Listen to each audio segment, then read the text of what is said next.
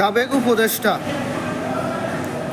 ত্রিশার জামাই মোস্তফা সরোয়ার ফারুকি নোয়াখাইলাকে কলঙ্ক চাটুকার ফ্যাসিস্ট ইউনুসের দোসর মেটিকুলাস ডিজাইনের অংশ এই সুধীর ভাইয়ে জুলাই জাদুঘরের নামে হাজার হাজার কোটি টাকা লুপাট করে বিদেশে পাচার করছে এবং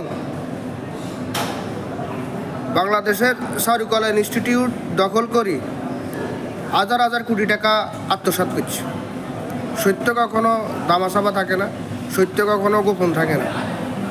যেমন শাক দিয়ে মাছ দেখা যায় না, তেমন মিথ্যা দিয়ে সত্যকে আড়াল করা যায় না।